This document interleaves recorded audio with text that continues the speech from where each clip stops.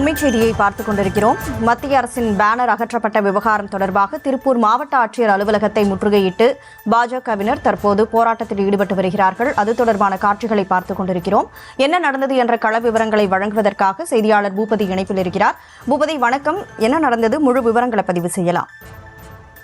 வணக்கம். அதாவது திருப்பூர் மாவட்ட ஆட்சியர் அலுவலகத்தில் கடந்த வாரம் விவசாயிகள் குறைதீர்ப்பு கூட்டமானது நடைபெற்றது. இந்த கூட்டத்தில் மத்திய அரசின், அதாவது பிரதமர் நரேந்திர மோடி அவர்கள் புகைப்படம் பொறிக்கப்பட்ட மத்திய அரசின் அந்த விவசாயிகள் தொடர்பான அந்த திட்டம் அடங்கிய அந்த பதாகைகள் அங்கு ஒட்டப்பட்டிருந்த சூழ்நிலையில் அந்த கூட்டம் நடைபெற்று கொண்டிருக்கும் பொழுதே அதாவது மத்திய அரசினுடைய அந்த பேனர் மட்டும் அங்கிருந்து அகற்றப்பட்டது.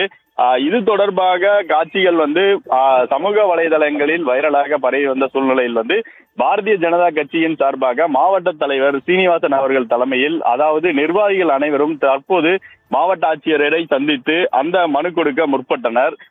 மனு மட்டும் அல்லாமல் அந்த பேனரை எதற்காக அகற்றினீர்கள், அந்த அகற்றப்பட்ட அதிகாரிகள் யார் உத்தரவிட்டனர், அந்த அதிகாரிகள் மீது நடவடிக்கை எடுக்க வேண்டும் உள்ள பல்வேறு கோரிக்கைகளை வலியுறுத்தி தற்போது மாவட்ட ஆட்சியர் அலுவலகத்தில் முற்றுகையிட்டுள்ளனர். இந்த நிலையில் கூட்டமாக உள்ளே செல்ல அனுமதிக்க முடியாது, குறிப்பிட்ட நபர்கள் மட்டும் அனுமதிக்க முடியும் என காவல்துறை வட்டாரத்தில் கூறிய சூழ்நிலையில் தற்பொழுது இங்கு தொடர்ந்து அந்த பாஜகவினருக்கு காவல்துறைக்கிடையே அந்த வாக்குவாதமானது ஏற்பட்டுள்ளது. தற்போது வரை தொடர்ந்து சுமார் 1 மணி நேரத்திற்கு மேலாக இந்த முற்றுகை போராட்டமானது நடைபெற்று வருகிறது.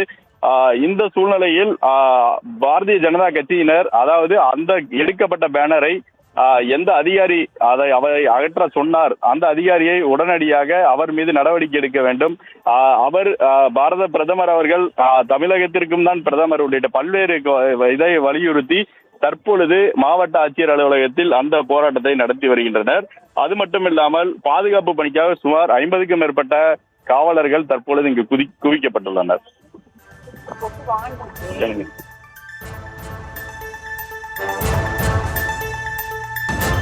விவரங்களை வழங்கியதற்கு நன்றி பூபதி.